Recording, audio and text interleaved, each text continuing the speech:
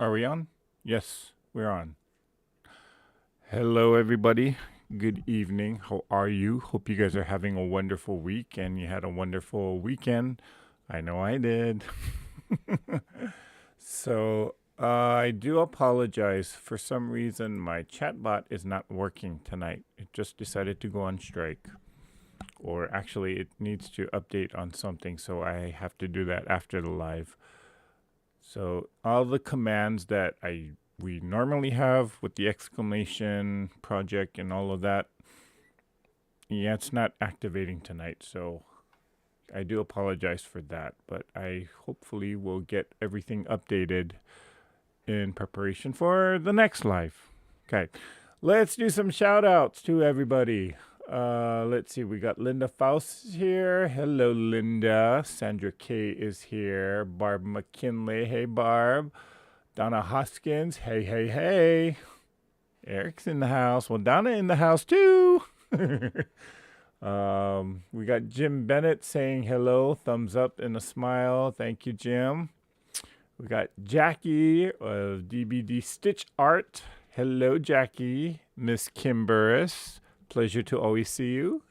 Thank you for joining here tonight. Sandy Adger is here. Hey, Sandy. Let's see. Liz Reynolds is saying hello. Hello, Liz. Donna Hoskins is here. Okay. And then Bonnie Dieger. Hello, Bonnie. Judy Hebert. Hello, Miss Judy. Kathleen Champ. Hey, hey, girl. How you doing? Hope everything's all right. S. Taylor is here. She's saying good evening to everybody. And let's see. Hey, Miss Tiffany. Happy belated birthday. You're 23, right?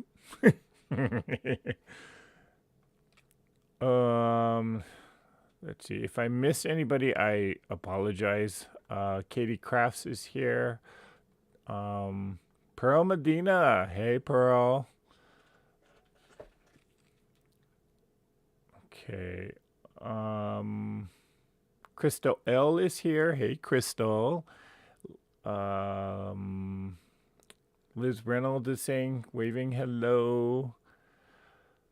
Okay. So,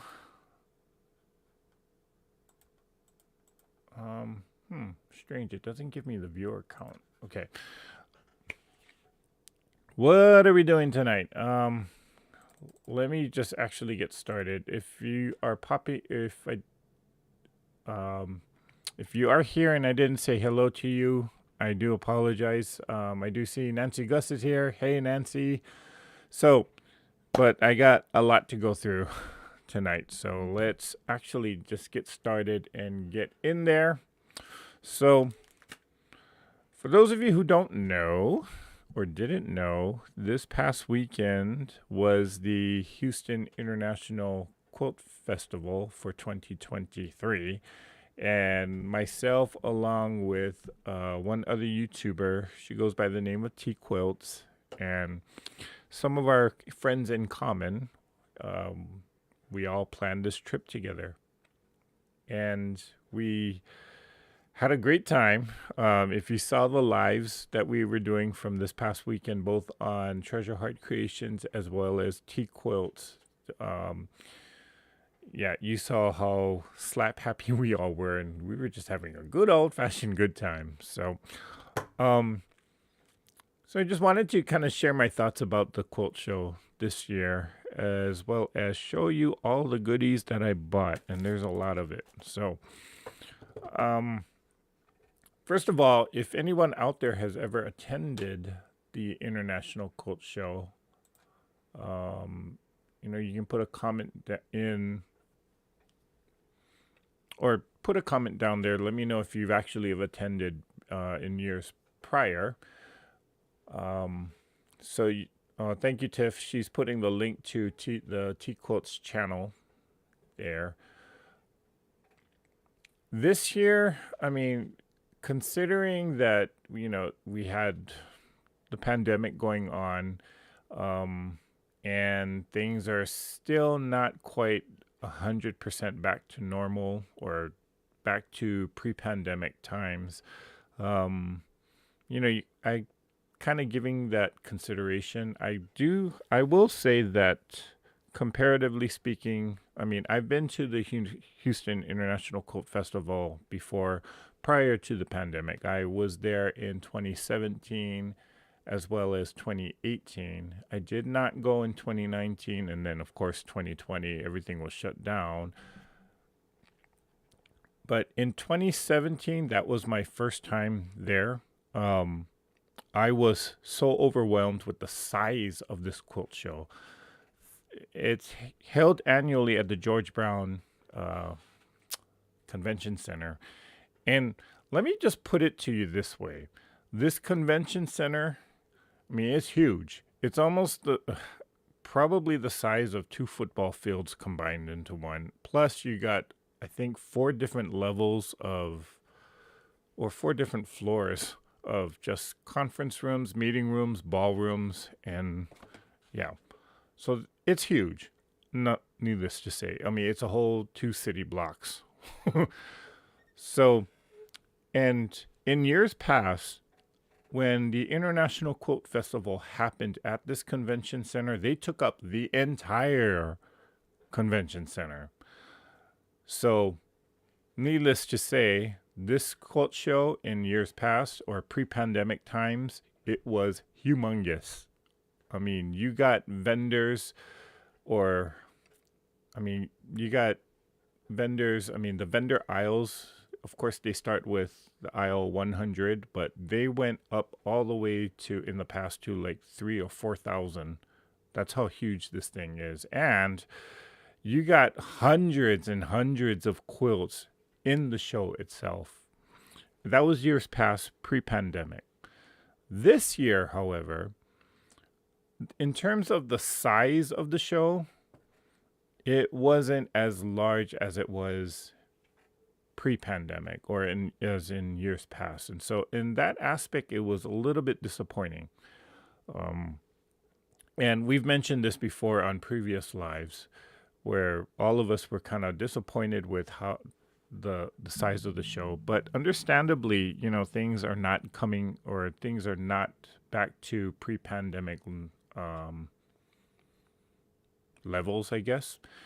And in addition to the International Quilt Festival happening, there were actually two other conventions happening at the same convention center. One of them was actually an anime convention, and the other was some sort of basketball tournament for those that are in wheelchairs. And so the size of the show was considerably smaller. But I will say, though, the quality of the quilts that were shown at this show, I mean, it's almost like they didn't skip a beat. Um, you're talking about the top-notch quilters around, not just in the US, but around the world. And the quality and the the craftsmanship in these quilts, I mean, it's like there's no way I would be at that level. So, if you've been to the International Quilt Show in Houston, you kind of know what I mean. Let's see. I attended about 20 years ago. Okay, Mary Jane, it's about time to go back. Hello, Miss Mimo J. And Miss Kinono Show is here waving hello, hello, hello. Thumbs up and show your love and support. Thank you, Remo. Okay, so, there was a mixed bag. I mean, when we were talking, both myself, T Quilts, and Kevin the Quilter was there, Jason Lewis was there, Carla Ford was there. When we were talking, we all had kind of a mixed bag feeling about how we felt about this particular show. And it was kind of disappointing in terms of, well, again, the size of it and the number of vendors that were at the show. And to give you an idea of how disappointed we were specifically with the vendors. We were there. I was there from Wednesday, Thursday, Friday, and then I came back Wednesday, Thursday, Friday, Saturday, and then I came back on Sunday morning. And in reality, I only spent one full day at the show. In years past, I've had to spend at least 2 or 3 days to look at all the vendors, to look at all the quilts. But this year, I only spent one full day. Most of the other time, with myself, Kevin, and Jason, we actually spent one full day just shop hopping. I mean, that kind of speaks to the quality or the number of vendors that were at this particular show. And the fact that we all felt like we could have done this show all in one day is telling as to how much the show has shrunk in terms of in terms of the number of quotes and the number of vendors that were there at the show. So I don't know. I mean, we all had a mixed bag or mixed feelings about the show. Would we go back next year? Maybe, maybe not. It just depends on, is it going to be any better? Yeah. Um,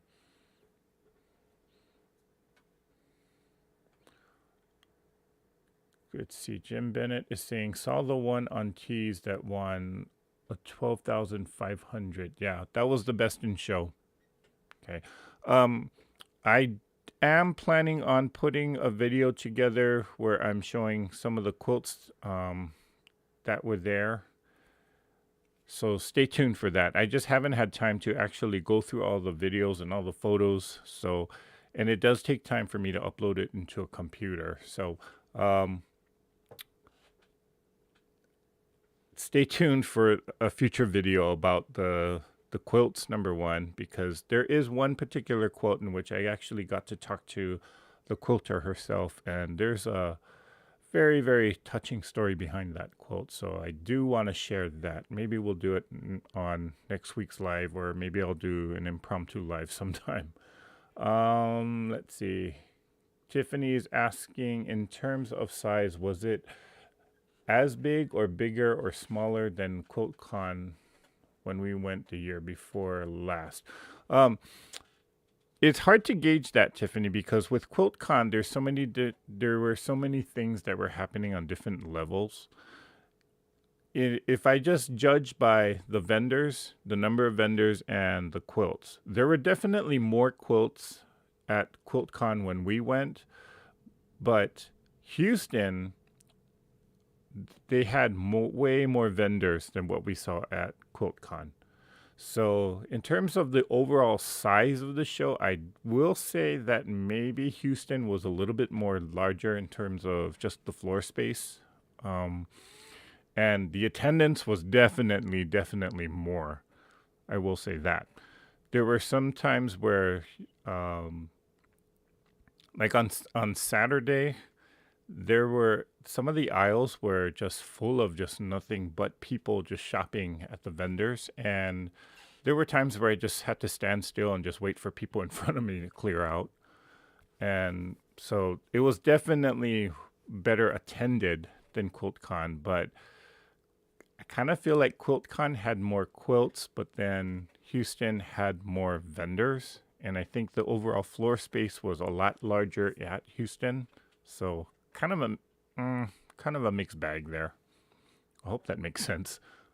So sorry that it was a tad disappointing. Liz, I mean, even though the show was disappointing, I mean, the fact that I got to spend it with this particular group, I mean, it made it worthwhile. And I think even though the show was disappointing, we all had fun. As if you saw the YouTube lives that we were doing, we were just having so much fun just being together. So, And, we found other things to do. So, do I regret going? Absolutely not. It is a little sad that the show wasn't as exciting, but we made the best of it. So, sounds like the show the year 9/11, it was sparse to say. Oh, okay. Sounds like the show the year of 9/11, it was sparse to say the least. I went about 5 years ago and you could not move. It was elbow to elbow. Yes, Donna. That's exactly right. 5 years ago, you really couldn't move. Like, I'm a big guy, so when people see me coming down, usually they step out of the way. But in years past, because the show was so congested, people really couldn't move. So yeah. Mary Jane Ellinger says, "Do you think they were limited to a certain number of vendors and quilts because of other events there?" That is a possibility, Mary Jane. Actually, I didn't even think of that, but I again, George Brown. I mean, this particular quilt show has been happening at the same venue for years. So if I am the venue coordinator, I would think that Quilt Festival, I mean, they're going to take up, they already know they're going to take up the whole space. If I'm the coordinator at this convention center, I would expect to just reserve that spot for them. But I'm kind of thinking that maybe they just didn't have enough vendors come or apply to be in the show, or they just never had enough quilts to um, fill up the show's or the convention center floor space. So I'm kind of thinking that maybe those other two conventions were kind of last minute entries, or they came after the fact. But I mean, again, I don't know the workings of how that convention center or how the scheduling went for that convention center. So it's a good possibility that, yeah, they were limited in terms of the floor space. Usually, the quilt show is all that is going on in the convention center that weekend. Yep, see, so that's right, Donna. That was in years past. Again, there could have been a scheduling conflict, and they just maybe negotiated with all three of these conventions happening at the same time. Okay, so it sounds big. I'm already assuming when I go to QuiltCon in North Carolina in February that it's going to be huge for me to be at. You know, sorry. Um, we were talking to some people at Houston, just kind of making small chat, and a lot of them did say that Atlanta was very, very well attended. So, if you are heading to QuiltCon in Raleigh, North Carolina, I would expect to see a lot of people there. Liz Reynolds says, "I was not able to see those. I'm glad you got to go. It is something I want to see." Liz, it's definitely something that you should experience. I will say that. Okay. So, again, Houston, it's not a total disappointment. I mean, fortunately, I did have friends there that made it enjoyable. And we all had a good time just spending time with each other. Um, Show was kind of a mixed bag. I mean, in some aspects it was okay, but in other aspects it was kind of disappointing. So hopefully it just gets better and better. Um, Maybe next year I'll go. Maybe I don't know. There's other shows that I would like to attend. So fire codes only allow for so many estimated people. That's true. But Jim, again, this convention center is humongous. So in years past, when they had the whole convention center to themselves, I mean, you literally had like a million people in that convention center. And, it wasn't like fire hazard, but there were certain parts where, it was kind of congested. Hey, Miss Sassy Steph. That's Memoirs of a Long Arm Quilter. Okay, so now to the good stuff. and I know you guys want to see this. So we're going to do, I did show or did kind of do like a mini haul during the weekend, but now we're going to go for the full thing.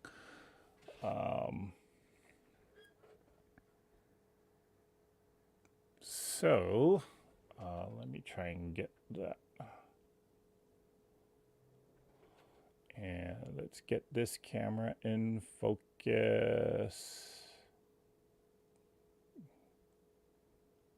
Okay, so this is not even a fourth of everything that I bought. There's actually quite more behind me. So let me just clear all of this stuff out first.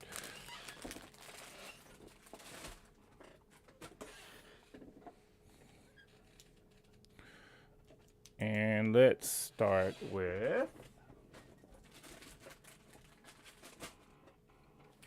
okay, so let's start with stuff that I actually bought at the Houston Quilt Show.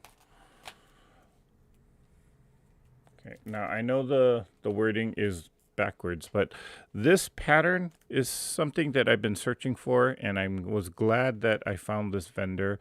This is from Studio 180 Designs. This is Deb Tucker's, or people think that this is Deb Tucker's company, but she's the creator behind all the rulers, but she doesn't actually, I don't think she owns the company, but yeah, there's a technicality with the business aspect of it. But I've been looking for this pattern, and I'm glad I found Studio 180 Designs, and so I bought this pattern. It's called Fiesta, and I like it because, well, again, if you don't know, I do like pinwheels, aside from the log cabin, which is my favorite block. So I've been looking forward to actually getting my hands on this pattern, and they had it. So I went ahead and bought it. And they also, Studio 180 Designs has what they call technique sheets, where they can give you, or they give you instructions as to how to use their rulers to create different types of blocks. So this particular technique sheet goes or gets paired up with this ruler here. This is their wedge star. It's basically a 60-degree ruler, but unlike most 60-degree or triangle rulers, there's different markings here in which you can actually use this ruler to create different types of blocks, and that's where the technique sheet comes in. So here you can kind of do a block that, do they have it? Here. Making a star like this rather than just a regular 60-degree triangle. So looking forward to playing around with this. I have purchased Studio 180 Design rulers and technique sheets in the past, as well as their patterns. If they do have a YouTube channel of Studio 180 Designs, or you can just search on YouTube for Deb Tucker, and she's got a long list of tutorials about how to use all of their various rulers. So I love their rulers. I'm a big fan of their rulers. And the philosophy is all for them is you cut it oversized and then you trim it down, which is kind of a philosophy that I like to follow. Anybody else use Studio 180 Designs or love Deb Tucker's rulers? Let me know what you think of it.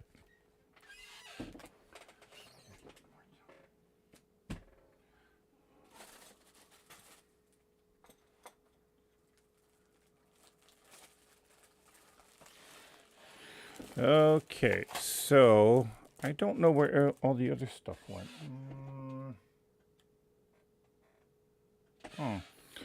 I guess I have stuff that's missing, or maybe it's still buried in my suitcase. But Martelli was, in fact, one of the vendors that was there. And this is actually a rotating cutting mat. It came in two different parts. It's a 10-inch turntable, in which I thought this was the perfect size for me to just kind of keep here at the sewing table, or at my sewing, next to my sewing machine, where I can kind of use this to kind of trim up some of the smaller blocks that I have. I do have a different turning cutting mat thing, you know what I mean. But that one is 12 inches, in which I can't get it to turn. So I'm usually lifting it up and turning it.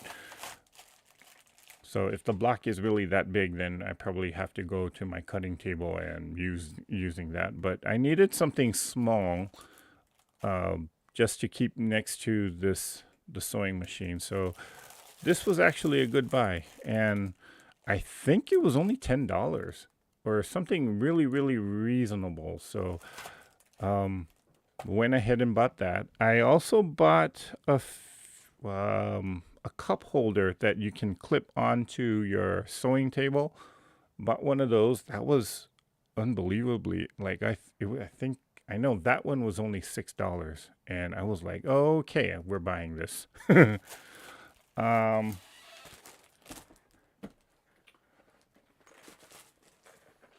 and then if I do need to travel with my Martelli cutters, here's one of them. I needed to have it in a case, so I bought the case. Oh, these are just spare blades that I bought from them, but you can fit up to 2 of the cutters in here. Now, why would I need a case for this? Well, imagine if you're traveling, or if you need to take your sewing machine, or maybe you're going on retreat. That's where cases like this can kind of come in handy to protect the cutter. And again, you can fit up to 2 cutters in here. So, and it was reasonably priced. I believe this was only $5 at the show. So I said, why not? Okay, now we're talking. I've been waiting to see what you bought and enjoyed the lives over the weekend. Yeah, had me. Okay. I don't think I've seen those rulers before. Steph, give them a search for Deb Tucker's rulers or Studio 180 Designs.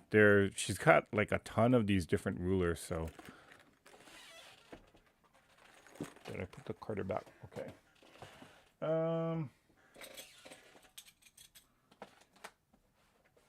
Okay. I want to introduce you to this scissors company. They're kind of getting a little bit more popular now. This is a company called LDH. Okay, if you are, well, I've known about these guys for, when did I buy my first pair? I think it was 2019 when I bought my first pair of LDH scissors. And, got a thank you card. Okay. They have different sizes as well as different models of scissors, but I bought this particular pair. This is what is this? The fabric or professional dressmaker scissors, but I would kind of consider this scissors company kind of right up there with Ginger's or the Guggenheim. No, not Guggenheim. What is that other scissor company? Anyway, it's kind of a higher quality scissors that you are going to be willing to spend a lot more money for than rather than just going to Dollar Tree and spending the $1.25. This one is actually cheaper than the Gingers though. I think this was going for $45. But I've known about this scissors company for a while because I bought my first pair of their scissors that are very similar to this. Initially, I used it, or I wanted to buy it for paper crafting, and that was 3 or 4 years ago. And guess what? That scissors is still sharp all the way to the point. And so I figured, well, let me try and use it for fabric. So I was glad that this vendor was at Houston, and I ended up buying 2 pairs of this particular scissors. And when T and Kevin and Jason, when they all saw this pair of scissors, and when I told them the price, they all went to that same vendor and bought a pair of scissors too. So LDH, they make different models of scissors. They also make their own snips. They have their own rotary cutter. So if you ever do get a chance to see them, they do have a website. It's I believe it's just ldh.com. Again, or if you've been a fan, or if you know of Karen Brown of Just Get It Done Quilts, she actually interviews the owner of this particular scissors. So yeah, check them out.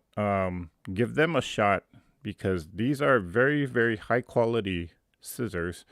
And again, I enjoy them. You might enjoy them too, and they're pretty reasonably priced as well. One thing to note, though, is they are a Canadian company. So they will, if you do order from their website, the shipping might be a little bit higher. And I do know for a fact that they will engrave the scissors. So if you want to put like a special engraving, maybe you're giving this as a gift to someone, they will charge extra for that, but I do know that they can do that. Okay.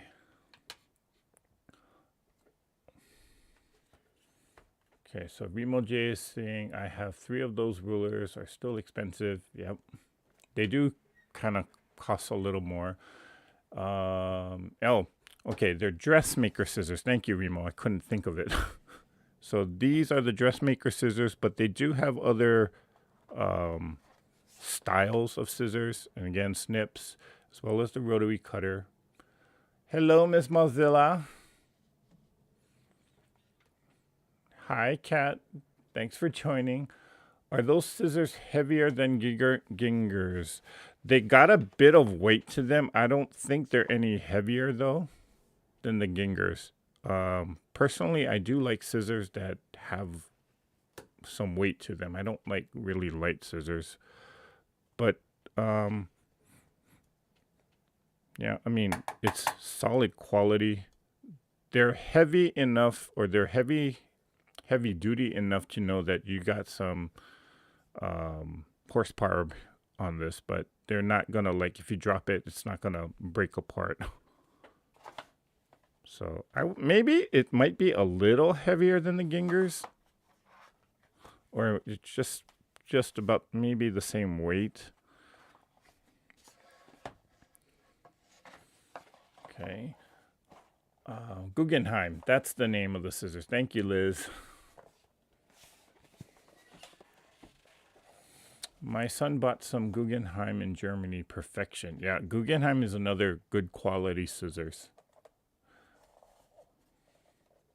Where are those scissors made? The company LDH is based in Canada, but from what I know of the story about this company is that the father actually they get manufactured in China, but the father is actually the family has been in the knife and scissors and metal sharpening business for years, so they kind of know what they're doing.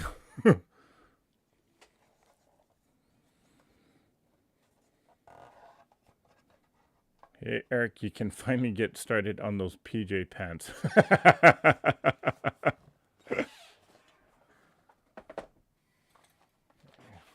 Oh, and they were nice enough to give me a little pair of snipping scissors because, again, I bought 2 of those other scissors, so got that.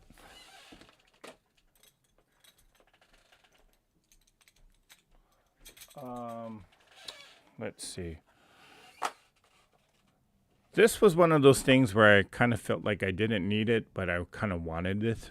Okay, so this is from a company called Magna Fingers. And what it is it looks like a clothespin with a big round circle, but it's magnetic. And what you can do with this is, or the original intent of this product is, if you got pins lying around, because there's a magnet right in there, all you do is just, there, it picks up all your pins, and when you're ready to put them back in your whatever container or just drop it, you just press down on this clothespin part and it drops right in there. Right. Now, let me try that again. And you don't necessarily have to just use this for pins. You can use it for paper clips, basically any kind of metal little object thing. And so I just pick them all up.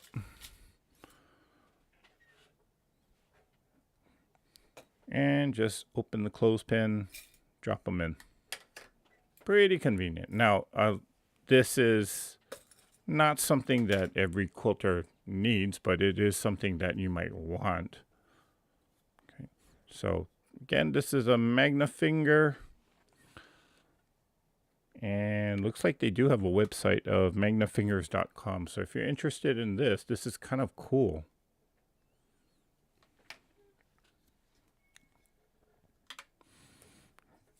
Okay. And I'll try to remember to put some of the websites and the information about some of these products in the description after this video gets posted. So sorry, let me just kind of refocus the camera. I apologize for this.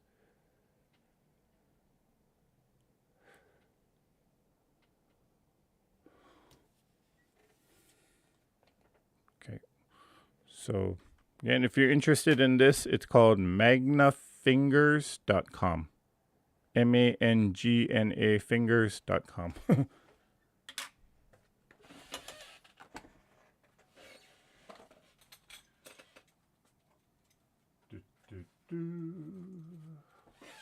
Okay, so what's next? You've heard me talk about this company in the past. This is from Sawyer Creek Artistry. Every time I go to a show and I see them, it's a husband and wife kind of mom and pop operation. Lovely, lovely, lovely couple. I mean, I always enjoy seeing them, and I like to support vendors like this particular, or these particular vendors like this.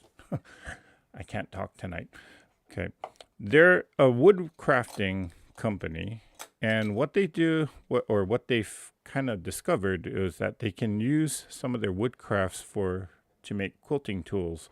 So you've seen me use these things here. This is the wood press, and this is the seam ripper and stiletto combination. Well, oops. Good thing it didn't fly at me. But you've seen me use these tools. The same company, or the company that makes these tools, this is from Sawyer Creek Artistry. Now they got a new line of tools here. So let me go through this. I ended up buying 3 of these. Hint, hint. Or you can probably figure out what I might do with it. But this is what they call a seam roller. So if you want to press your seams open, but you don't necessarily want to finger press them, you can use this roller to kind of roll the seam open, or basically press it down. Now the difference, sometimes the bigger difference between this wood press or the seam roller, when you have something that, or when you're trying to press a seam that is on the bias, sometimes what I've noticed is that this wood press, I mean, I tend to stretch it out, or stretch the seam out, in which if I'm going to test out and see if this roller, especially again, if the seam is on the bias, like on a half square triangle, for example, I want to see if the roller actually prevents me from actually stretching out that seam. So that's why I actually initially bought this. There are other versions of seam rollers. I know Lori Holt has one. I actually have it somewhere, but that thing is humongous. So wanted to try finding a smaller one, and I'm glad Sawyer Creek Artistry, the company that makes these tools, has one. So I ended up just buying 3 of them. And If you don't know what this is a seam clap, or they call this a tailor's clapper, but this one is in a square shape, and you know, I just like the fact that I could just probably put like a 5-inch block and just put this right down on there. Okay. If you don't know what a tailor's clapper is, it's basically, this is the normal, I do say normal, shape of a tailor's clapper, in which if you press your blocks, or after you iron and press your blocks, you put this on the block and or over the seam, and it helps to actually get those seams really flat. So this is helpful when you got some stuff or some seams that, or blocks that have really bulky seams. I tend to use these things or these tools to kind of help flatten the seams out. Okay. I was kind of paranoid that maybe I was gonna step on that stiletto. So, okay. So there is a particular reason why I bought 3 of them, and you'll find out why in the future.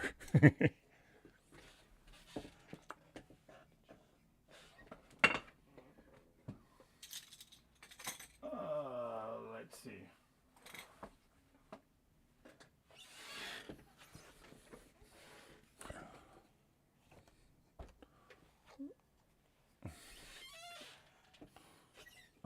Let's see. Let me just kind of catch up with some of the comments. Nifty little gadget. Yep, I'm taking notes. Okay, Liz.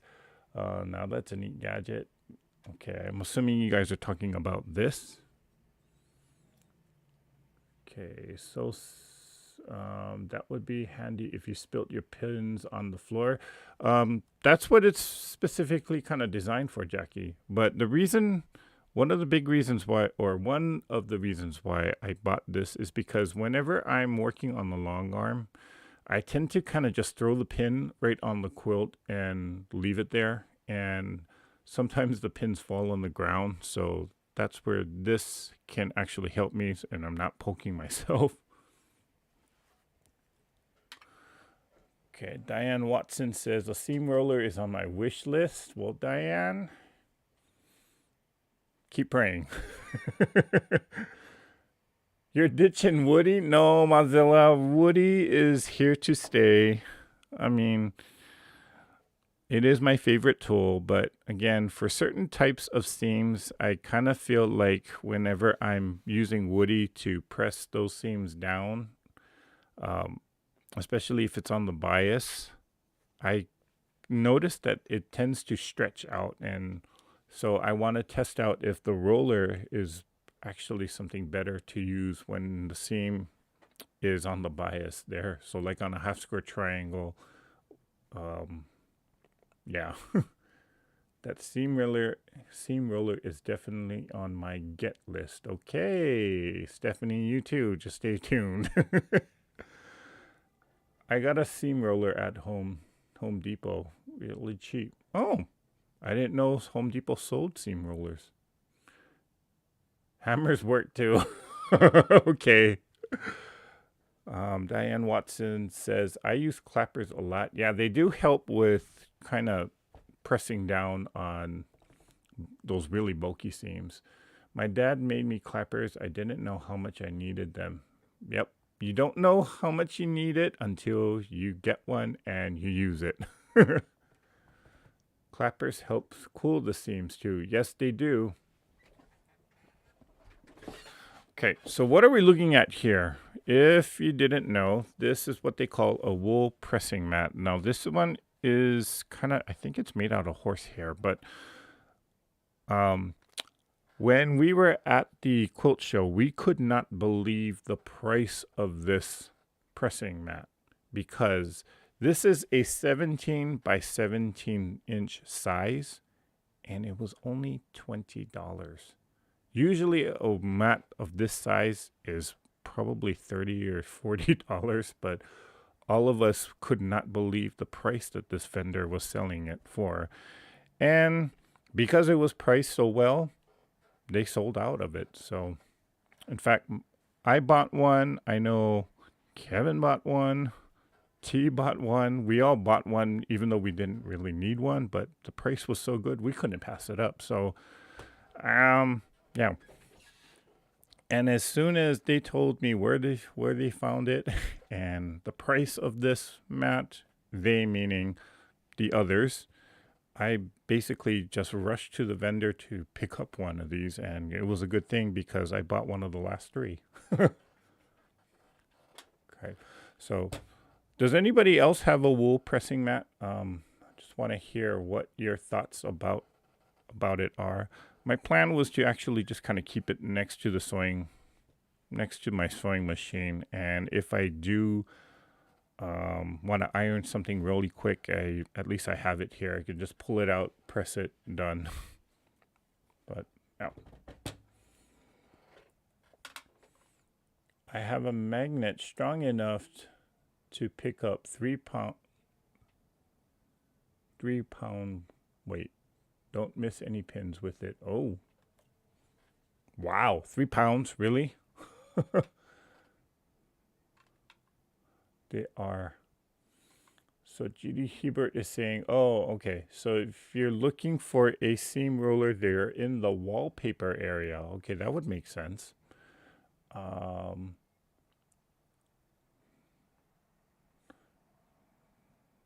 So Mozilla says, I like my wool mat. Okay, I do and love it now.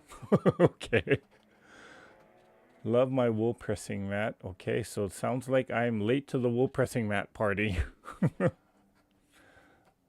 I have allergies, so no. Okay, that's understandable, Robbie.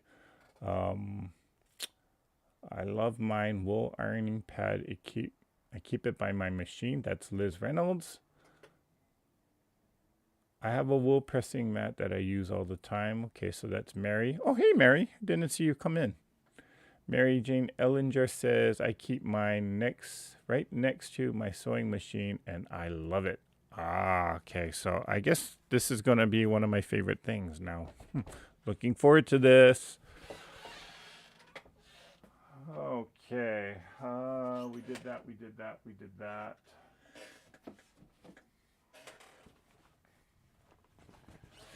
Next up. And so this table is from a company called Tailor Made Tables by Dean the Table Guy. Okay. They're actually another mom and pop or husband and wife operation, and they're based out in Arizona, of all places. Santan Valley. Oh, no, yeah, Santan Valley. They make these acrylic tables. Basically, these are the tables that you would put around your sewing machine. And I like the clear acrylic table. Now, obviously, I'm not going to use this particular table on this Juki here. So why did I buy this table? Ha ha ha. And of course you can't see it on camera because it's clear, but there it is. Okay. So why did I buy this table? Let me show you why.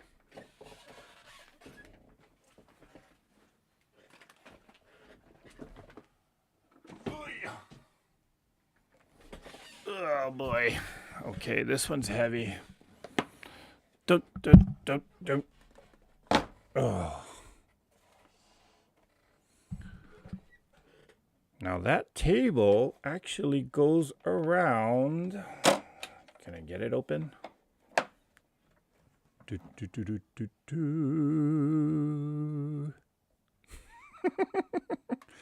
So one of the things that I've always wanted to purchase, and this is on my bucket list of purchases that I always wanted, was a featherweight, a Singer featherweight.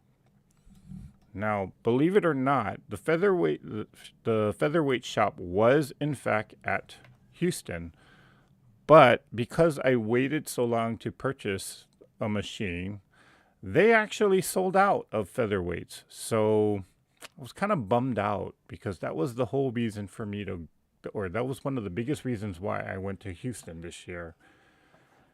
So once I found out, featherweight shop is all sold out of their featherweights, I was kind of bummed. But fortunately, Kevin the quilter calls me up and says, "Hey, there's another vendor that is selling their featherweights." And I knew about the vendor. I saw the vendor. I actually walked past by the vendor because when I walked by, I thought, well, I misread the price tag basically. So this is a 1951 Singer 220.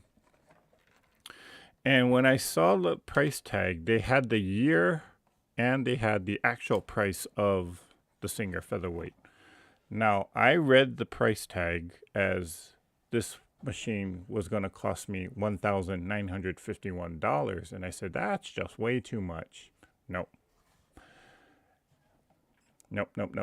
I misread the price. They were saying that this is a 1951 Singer featherweight for the price of 700 and X amount of dollars. I won't give you the exact price, but as soon as I saw that or clarified that, I was so happy and I immediately pulled out my credit card and went for purchasing this one. So let me pull it out here for a second. Let's see if I can pull it out.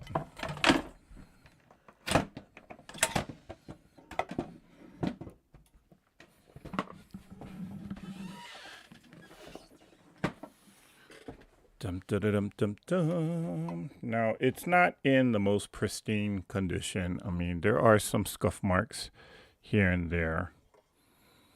But I am just happy that I finally got one. Ooh.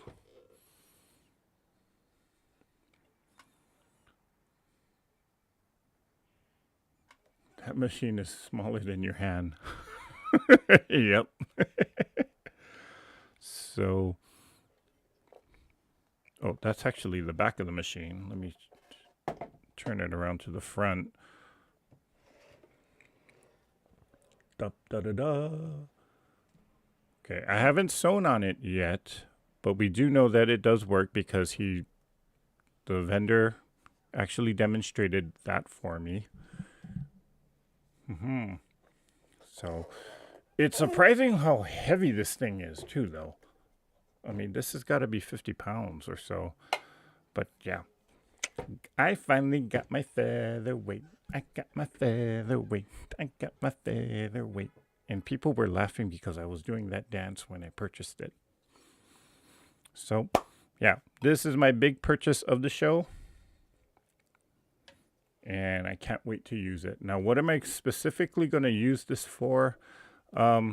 There's times where I want to travel and bring a sewing machine. Obviously, I can't bring this big Juki with me. So that's what this is gonna be for. It's light enough that I can actually carry it around, and it's mobile enough, or it's small enough that I can take it on as a carry-on if I take a flight somewhere. So yeah, that's what this one is gonna be for. And I don't know, I just like the look of it too.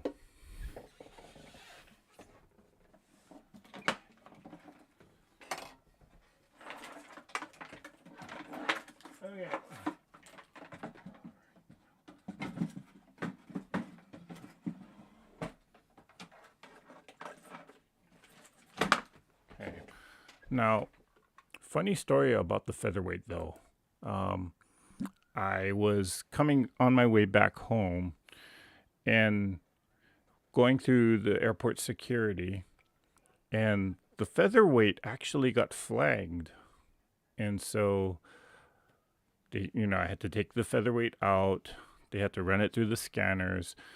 And the TSA agent was like, "No, you can't take this. We're going to have to confiscate this from you." And as soon as they said that, I said, no, over my dead body. The the thing was that I didn't realize the featherweight is solid metal, and anytime you have a solid metal object, you should always take it out of the suitcase or your carry-on and run it through the scanners. This is because the X-ray machines cannot go through those type of objects. That's why you have to take out like your laptops, your cell phones, because these are solid metal objects, and so um, they want to just make sure that you're not hiding something underneath from the X-ray machines.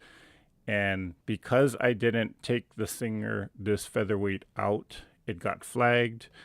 And when that happens, then they start kind of scrutinizing it a lot more. And so when I took out the featherweight, they had to rerun it through the scanners. This is something new that I didn't know they were doing, but they actually wipe it down on like this tissue paper, and they stick the tissue paper inside this computer analyzer that sort of analyzes what kind of chemicals are on there. And for those of you who don't know, Singer featherweights sometimes get cleaned out with kerosene, and this computer picked up on that kerosene, and so that even made these things even more suspicious. And so that's why the TSA agent was like, no, you're not bringing this machine with you. We're taking this away. Fortunately, when I asked for the manager, she was coincidentally a quilter, and she knew about the featherweights, and she knew about the fact that you had to clean it with kerosene. So she said, no, just let the guy go, because she knew exactly why this thing was being flagged and why the traces of kerosene were being picked up on. So fortunately, that TSA manager, I was like praising her to high God and thankful that she was there. Otherwise, I would have lost the Singer featherweight. Yeah. I have 3 featherweights. I want to get a Juki and just use my featherweights for when I go on trips. Yep, that's exactly why I got it, Judy. Kevin flies with his. Yes, he does. Checks for chemicals. Yep, that's what it does. Also, never use hand lotion. It flags as drug use too. Oh, I did not know that. Okay, that's a good thing.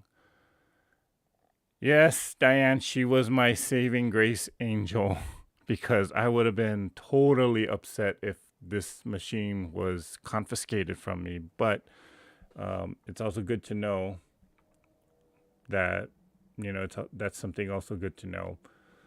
Okay, so I think the battery on this device just went out. Okay, yikes, yep. Wow, you got lucky, thank God. Yes. I would have said no. I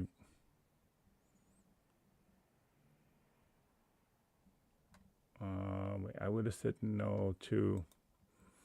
No, I will take the machine and rent a car and drive home. Oh, yep, and that was a heavy consideration there, Donna.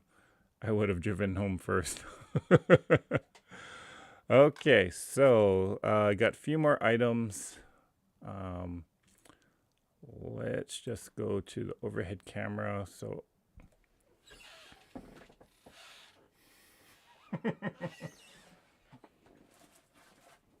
okay.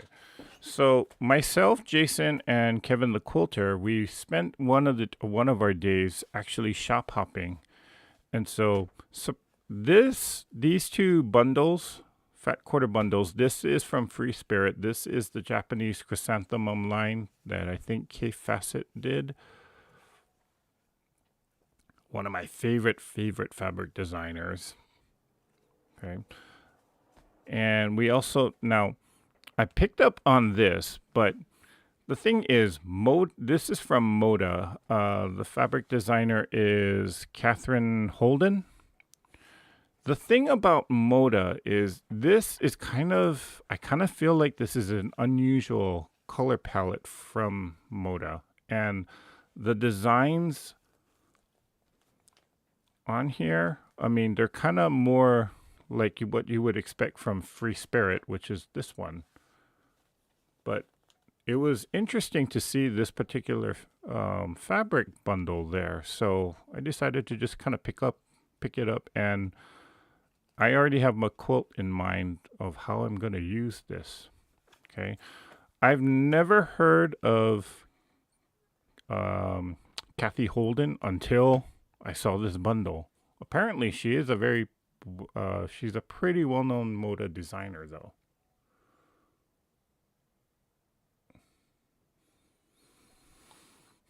Go, Eric, it's your birthday. Okay, Vera. Pearl Medina says, I have 4 featherweights and I love using them for piecing. Yeah, this featherweight has a very, very good stitch quality. Made a duvet cover out of all K fabrics. Oh, that should be beautiful. I just took a featherweight.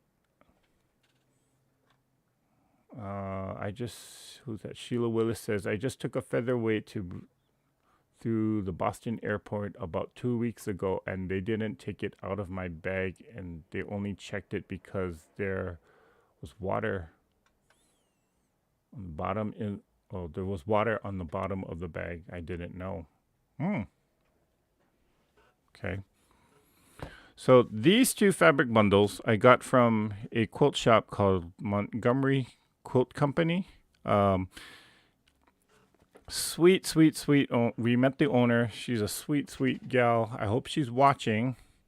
And she also has her own, or she does like her own, kind of similar to, I guess, what Soya Quilts does. But so if I find her card, I will put the information in the show notes. But again, it's called Montgomery Quilt Company.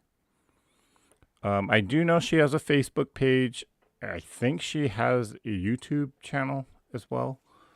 And if I do find it, I'll let you guys know. Okay.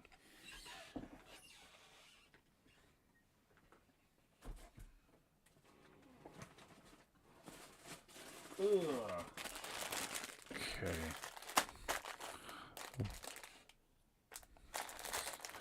This, honestly, I can't remember the name of the quilt shop that I got this from, but this is Nantucket. These fabrics are actually from Tim Holtz. Now, Tim Holtz is more known for his paper crafting capabilities, but lo and behold, he does actually design fabrics. So you got 1, 2, 3, 4, 5, 6, 7, 8, 9, 10, 11 fat quarters. And what I like about Tim Holtz's design aesthetic is that it's very kind of steampunk, almost grunge looking. And he uses a lot of vintage, like dark browns, mixed in with yellow, mixed in with blue and green and orange. So it's a very, very different look. And I kind of want to like experiment with these fabrics. Well, first of all, I want to support Tim Holtz because I like his paper products. But when it comes to his fabric line, he's not very well known. So I kind of want to see if what I can do with these. Candace Zimenoff says Tim Holtz is awesome. Yes, he is. And I love Tim Holtz fabrics too. That's Mozilla. Judy Hebert says, I love Tim Holtz fabric. You know, this is actually my first time I'm seeing Tim Holtz fabric in person. Usually I see it when he's introducing it on his YouTube channel or on somebody's YouTube channel is featuring it. But I've never seen it in person until now. So this is my first experience with Tim Holtz fabric. So let's see. Yeah, let's see what I can come up with this. And there actually is a pattern that came with this. I guess that's the quilt. We'll see what we make with it.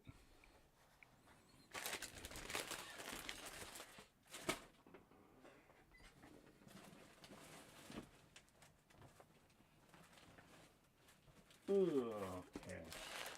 And this is another one. Again, I cannot remember the name of the shop that I got this from, but this is a panel that has all the various national parks throughout the country. Now, I bought this particular panel because, well, I'm on this mission of visiting some of these national parks. So this one, I know it's backwards, but this is actually, it says Death Valley here. I've been to Death Valley a number of different times, and so I always collect the park pin, and I figure I can use this panel and put the pin on there to indicate that I visited that park. So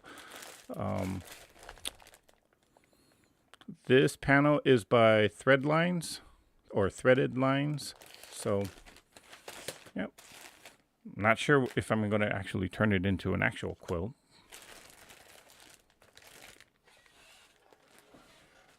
Okay. Okay, this shop I do know. This is a pattern from a shop called the Quilty Shop, which was in Tomball, Texas, Tomball. And all three of us, myself, Kevin the Quilter, and Jason Lewis, we all loved this particular quilt shop. Okay. Super helpful and polite and very energetic and fun-loving staff there. The shop itself is just so, it's cute. I mean, there's no other way of saying it. And the three of us, just thoroughly enjoyed our visit to this particular shop. And the owner of the shop is, for her 1-year anniversary, she actually created a pattern. This is the pattern. It's basically a booklet. And the pattern is called the Quilty Cake. Again, kind of appropriate for a 1-year anniversary. So we ended up buying this particular pattern. The owner's name is Tanya Alexander. And so, I mean, this is a pretty darn good booklet or pattern booklet for $8. Okay, and I didn't even know it comes with its own templates. Okay. So again, it is the Quilty Shop. They do have an online store, but I don't believe that the online store is as full as the actual shop. So if you're in Texas or in the southern part of Texas, you might want to stop by this particular shop. Again, this is one of those quilt shops where I will say you will not regret visiting them.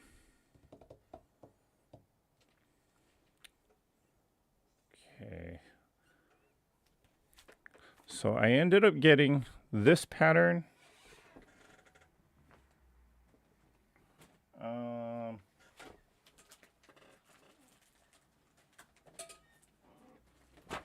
And then I also got a copy of the butterfly quilt. Also from the Quilty Shop. Now, in addition to fabrics and quilty related things,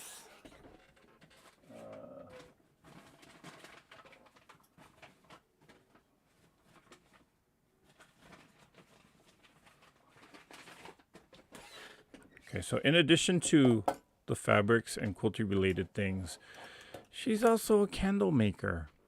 And so as soon as we stepped into the store, we could smell these candles. And guys, if you had smell-o-vision, you would not regret smelling these things.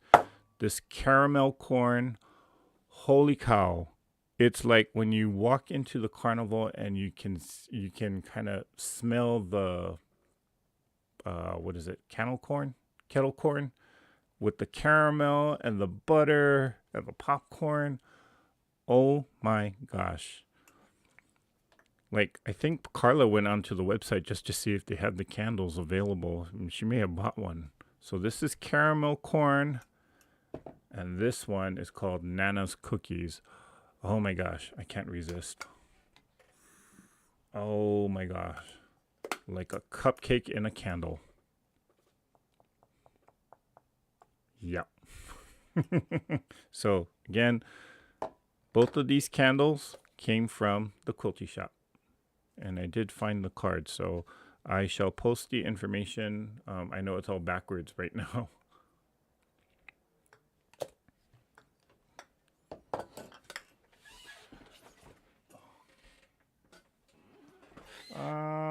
Do I have any more?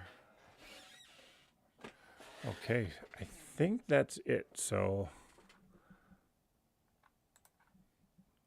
let's come back to this. Oh, okay, so yeah, that was.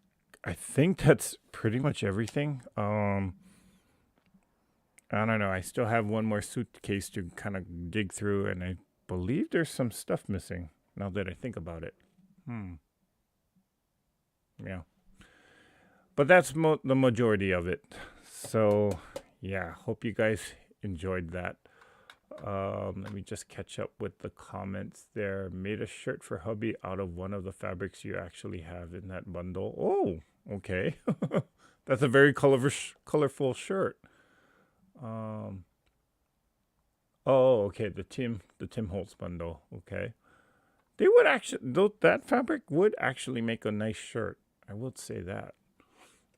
They had those panels at Bryce Canyon. Was there 2 weeks ago. Ooh.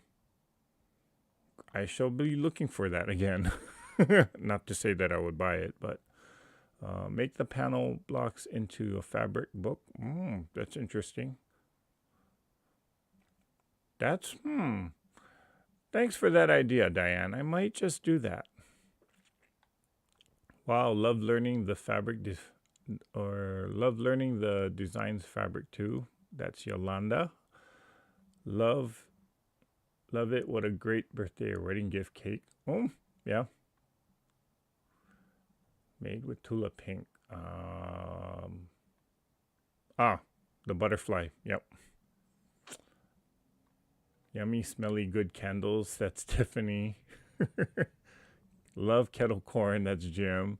Loves me kettle corn though. Yeah. Oh my gosh. If you guys could smell those candles, it is so, so good. In fact, Kevin was kind of on the fence about buying one of those candles. And I said, Kevin, how often are you going to come to this quilt shop? And he said, yeah, you're right. So he better buy one. And he did. I have to hide caramel corn in my house. Okay. Yeah, that was quite a haul. That's Diane Watson. And honestly, Diane, I think I'm missing some stuff. I just don't know what. Well, I know I have a few things from Martelli that I'm kind of like, where did I put it?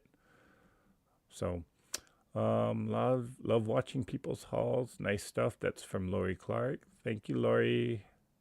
That's quite a haul. You did great. Okay, thank you, Kim. Well, I hate to leave, but I need to pass out. I have an early day of sorts of family coming in, meeting in-laws and pre-wedding stuff. I will talk to you later. Good night, Tiffany. Hang in there. I know it's going to be crazy the next couple days.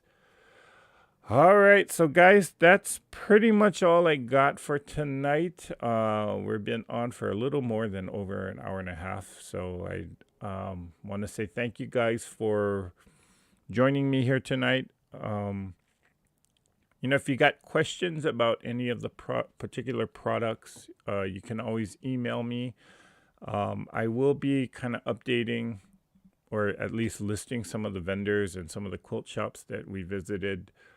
So if you're interested, when the video goes up sometime tomorrow, I will be putting a list of that. Or you can just always email me at treasureheartcreations@gmail.com. And I'll be happy to send you that information. So, yeah.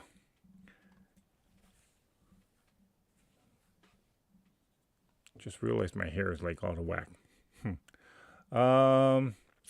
Let's see, what's some up and coming things. I do have another, or I'm hopefully hope and pray that we get another video up in our scrap strip strings and crumbs series.